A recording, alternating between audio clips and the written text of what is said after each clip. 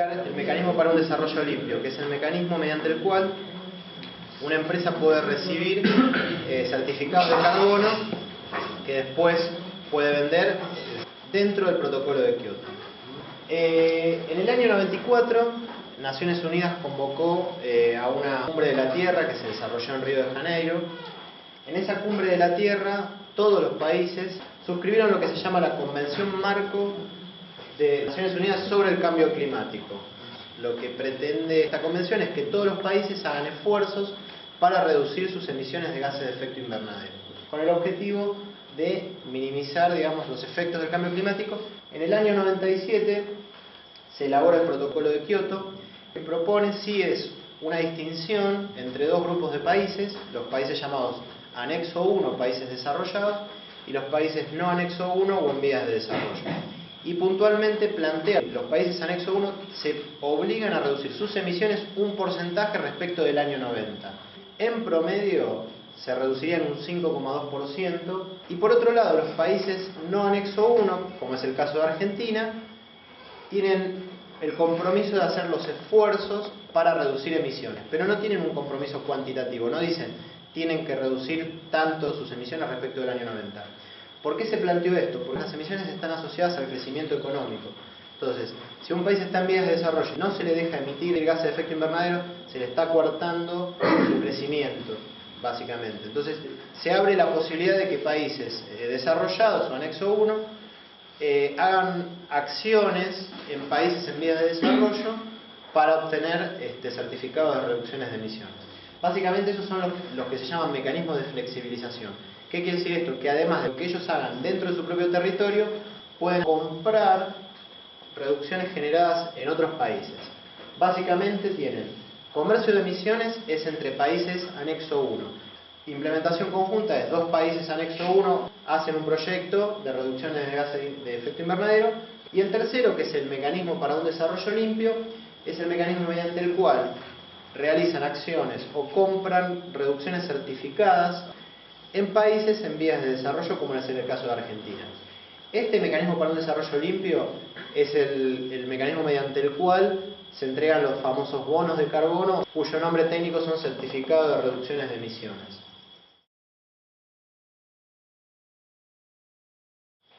Básicamente este proceso burocrático no tiene costo de presentación, solamente presentar el documento que está en Naciones Unidas, son 7 copias con una en inglés con traducción pública, completo el documento con comentario de partes interesadas, fundamentalmente porque eso sí es importante, porque es una de las cosas que se ven en la oficina.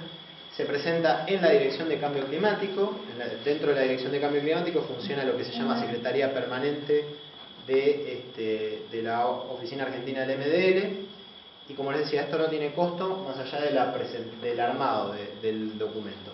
El armado, si bien no se exige un consultor inscrito, no hay una matrícula ni nada, requiere ciertos conceptos en donde probablemente sí tengan que contratar una consultoría o un profesional que conozca de cómo completar ese formulario, porque hay que aplicar la metodología, demostrar la adicionalidad con la herramienta de Naciones Unidas, establecer el monitoreo, establecer la línea de base, las fugas que tiene el proyecto, con lo cual ese tiene un costo que puede estar entre los $20.000 y los $80.000 dependiendo del tipo de proyecto.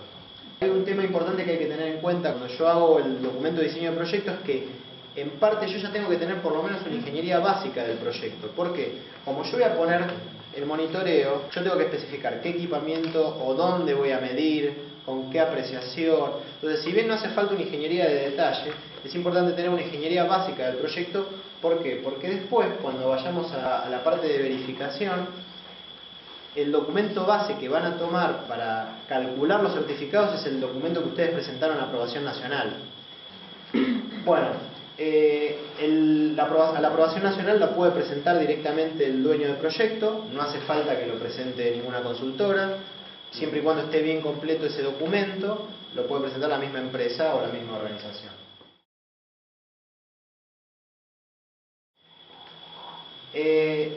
Luego está lo que se llama validación. Validación es contratar una validadora registrada en Naciones Unidas. Estas validadoras son del estilo de las que certifican ISO 14000, ISO 9000 o esas certificadoras de calidad, que esté inscrita en Naciones Unidas para ese tipo de proyectos. La entidad operacional designada es quien va a pedir el registro de Naciones Unidas después del proceso de validación. Ese proceso de validación es justamente validar todos los datos que ustedes tienen incluidos en ese documento de diseño de proyecto. Es preferible que no esté el proyecto en marcha, y seguramente la validadora le puede pedir cambios en el documento de diseño de proyecto, que cambien el tipo de equipamiento de una variable que no tenían contemplado medir o cualquier cosa. La entidad operacional designada pide el registro a la Junta Ejecutiva del MDL. La Junta Ejecutiva es quien tiene la palabra final de aprobación del proyecto. Una validación puede estar entre $20.000 a $40.000, básicamente.